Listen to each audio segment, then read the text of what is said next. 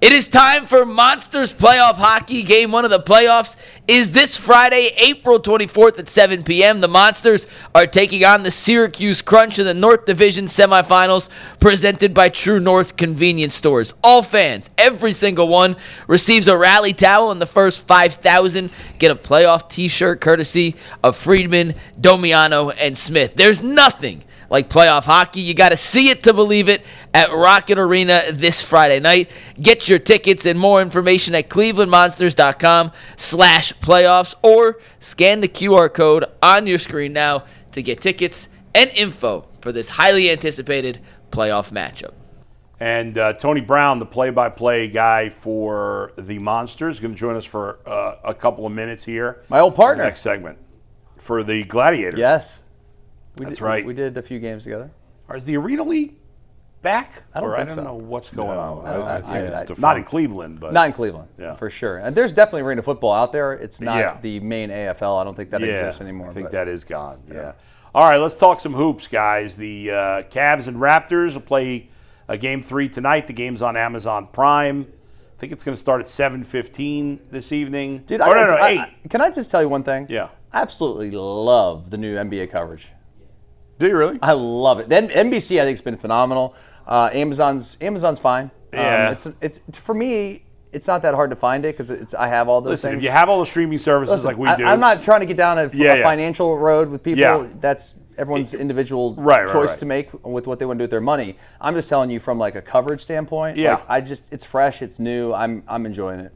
Yeah, I said 7 p.m. originally. It's 8 p.m. Probably started at what, 8:10, 8:15, Mike? Amazon is a 12-minute tip-off, so it'll be 8:12 will be the exact tip-off. You'll get the first pick of the NFL draft before tip-off of the Browns. I don't know about that. It's 8 minutes this year. Oh, it is? Yeah, first round is 8 minutes per pick.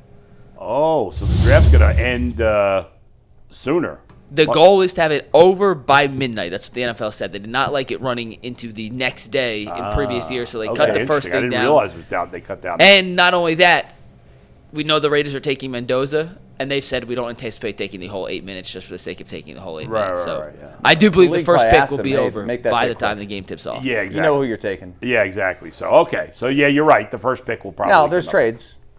Teams will take the whole clock and then make a trade. But Mike is right that the first pick will be in before the Cavs tip off. But, guys, well, let's start with you, Jason. Cavs Raptors tonight. Obviously, they've played great in these very good, I'll say, in these first two games. Good enough. But their stars have played very well. Yeah. What are your expectations? Tonight only a 3-point favorite. Yeah. Because it's on the road. Do you think the Raptors turn this around on the road or no? I think they get one of these two, whether it's tonight or Game 4. You think they could win Game 4 if they lose tonight? Yeah, sure. Really? Yeah. They see it all the time. Teams go up 3-0 and then the home team steals Game 4 and extends the series. So, yeah, I think they'll get one of these. I think the Cavs have played good enough overall. I think they have to be much better as they advance than what they've shown. Defensively, I think they've been great. And their stars have been tremendous, as you said. Now when you get home, or when you go on the road, Toronto's going to play better than what they showed in Games 1 and 2. Brandon Ingram, I don't think is going to continue to be as terrible as he's been really the last 6 quarters because he was absent during the second half of Game 1. Toronto's role players you would think will play better. So I think I've said Cavs in 5 all along. I still think that's the case. Yeah. I think Toronto probably gets one of these two at home. Do we have an update on Quickly? He's still technically listed as questionable. I'm sure we'll get an update when The feeling Darko in talks Cleveland to was it. he would probably go for Game 3. Now, I don't know if that's changed or not. And obviously that helps them, but he certainly won't be anywhere close to 100%. Yeah. Dustin, what's your take on tonight? And my take is it's obviously a winnable game. The one thing that scares me a little bit is that it's a raucous environment. Like it's going to be, it always is. Yeah. A very home-favored crowd that they're loud, man. I think at times they're as loud as any in the playoffs, as loud as anybody in the league.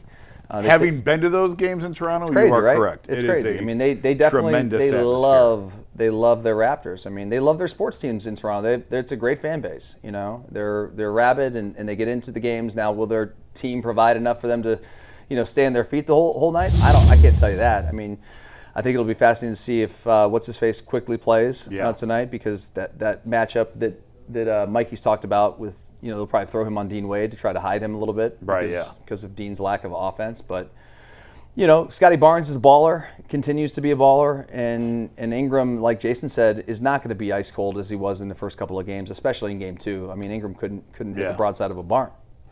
In this series, the Cavs have had the 3 best players. Yep. You're the 3 best players, you're going to win.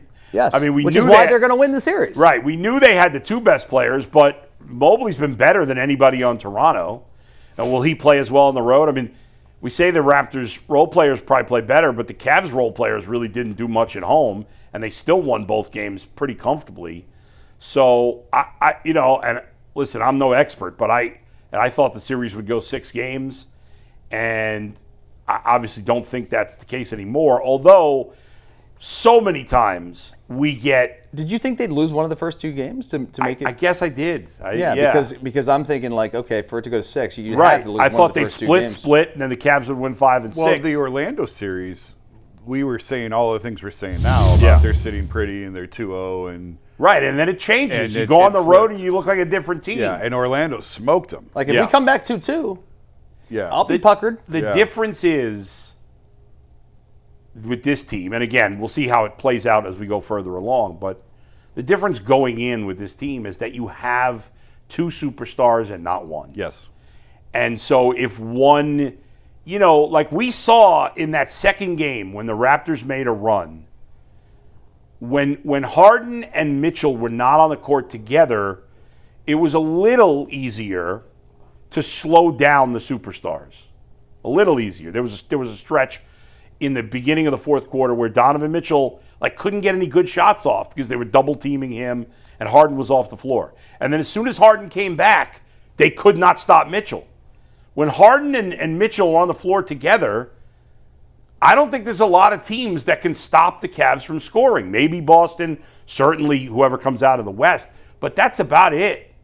So I think as long as Harden and Donovan are healthy, there's no excuse for the Cavs not getting to the Eastern Conference Finals, in my mind, because with the 2, first of all, they're always going to, except potentially, again, against the West and maybe Boston, they're always going to have at least 2 of the 3 best players on the floor. And when they're together, it's really hard to stop because you can't double team them both. Even if you have Dean Wade out there who can't score, you still have other guys. You're right. When they're both out there, obviously it's very good. It's also the fact that there's always a combination of either Don or Harden with either Mobley or Allen. Unless there's going to be an injury or one of them runs into foul trouble, there's never going to be 1 minute in that game where one of that pairing is not on the floor. Right. And that's that really stresses the defense over 48 minutes. Usually there's a lull. I mean, we saw it for years when LeBron was here. Yeah. You better take advantage of those 4 minutes when he's not on the court. Right. Well, team opponents don't have that luxury with the Cavs because their top players are always out there. And I just, I mentioned their defense. Coming into the series, I said I thought the way that Toronto would win would be push the pace and turn them over. Well, that's what, the Cavs, I can't remember how many turnovers they forced the other night in Game 2, but it was in the 20s. Yeah. So the Cavs did to Toronto what I thought Toronto's best way of beating Cleveland was. And if they can continue to do that, the series is over. Yeah, no doubt about it. The only way Toronto wins is creating more possessions, offensive rebound, turnovers, create more possessions. Right. That's the only way a 2-point shooting team can beat a 3-point shooting team. The number one, you need them to miss their shots, obviously, which the Cavs easily could do. They could have an off shooting night on the road. And then if you're Toronto, you just have to keep creating possessions. Turnovers, offensive rebounds. That's how you win. Yeah, and the combination of having Harden instead of Darius Garland, which is a massive upgrade. Massive. And if you can get this Evan Mobley, the way he's played in the first and in this games, series, there's no reason you can't. Right, at the very least. But I'm saying even beyond this. If you get Evan Mobley that we've seen these first 2 games, the Cavs are going to be a hard out in the playoffs. Absolutely. They've been saying that all along. The only team that I think can beat them is Boston. Right. Detroit, I shouldn't say that. Detroit can beat them. I don't think they will, but I won't be. We'll go back to the quarterback conversation. I won't be shocked if Detroit beat the Cavs, but I would pick the Cavs. So you'd be more shocked. The only team if I Ty would Simpson got drafted. I would be much more shocked. Yeah. The only team that I would pick in the East to beat Cleveland in a playoff series is Boston. That's it. Yeah, that you would pick Boston. I would pick Boston. Yeah, I would too. And I mean, I don't. You think it'll go 7? Yes. I think we got a while till we get there. We got a long time. I mean, Boston just lost. So they got boat raced. We talked about the other day. Like I said, I wrote this in the Athletic, and we talked about it on the show the other day. The highest compliment I can pay the Cavs right now is it's gone exactly the way that we thought it would. Because Detroit lost to Orlando, the Knicks lost, and now Boston lost to Philly. All three of those teams above them are in a dogfight right now in their series, and the Cavs are in complete control. Yeah, the Cavs, the Thunder, and LeBron's Lakers are the only. The Thunder look unbeatable. I mean, they are. They're so good, and they just play so well together. Yeah. Chet Holmgren's awesome. Yeah. SGA is freaking amazing. MVP. Yeah. I think so. I love that guy. I mean, he's so good. Anyway, Mikey, I'm not trying to get ahead of ourselves here. Do you think they're going to end up sweeping, or do you agree with Jason that Toronto wins one game in Toronto? I picked it in 5. I'm not changing. Yes, you are. You could change. Why can't you? No, I'm not going to because I think I was right from the get-go, which I usually am. So I'm going to pick still 5. I think Toronto wins Game 4. I think Cleveland wins tonight. They lose Game 4 in a game where Toronto makes a couple shots. The Cavs just aren't fully locked in.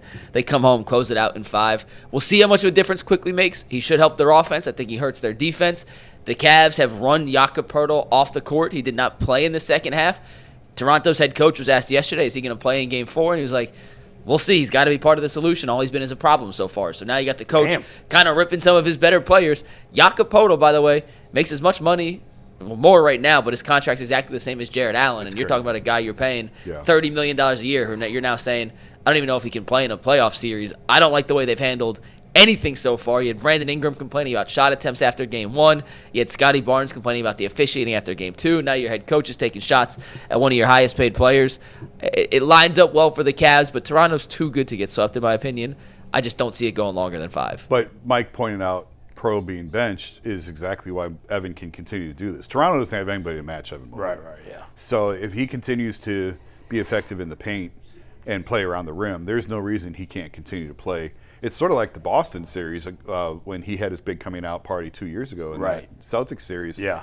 Porzingis was hurt, right? And the Celtics just didn't have anybody Does to match anybody in the East have somebody that can match up with him? Detroit does. Detroit. Orlando, they can't Orlando both make it, but Orlando does. Yeah. The Knicks do. And the Knicks, yeah. But it's funny because Boston's the one team who doesn't really have a matchup for him, and yet they're the biggest threat in our eyes. And a lot of that's just because they've done it. They're the only team in the East that's done it before. Yeah. I mean, I would take Tatum and Brown over. Yeah, sure. You can not have a solution for Evan Mobley and still win that series. Right, but the difference between Tatum and Brown versus Harden and Donovan is not the big gap it was. And it's Donovan also and not Darius. 100% Tatum this year. I mean, we're true. giving Tatum too much credit right now. No, this is Jaylen Brown's MVP season. Oh, he's balling. He's been sensational. I'm just saying, like Tatum. I think in our minds we're like assuming that he just didn't come off an Achilles tear 10 months ago. Right. Which is crazy. That's true. He's playing like he didn't have an Achilles tear 10 months ago. But still, I mean, let's get through another couple series of playoff basketball and see if this guy's still out there, we'll see playing what he at a looks high like clip. Yeah. I don't know. I got new information. I'm willing to change my mind. I'm going to say the Cavs sweep. Ooh. I think so too. I said 5. Yeah. I think initially, which was I think the most likely odds, wasn't it? Like 5 games. Yeah. Yeah, I said 5. I think it's going to be a sweep.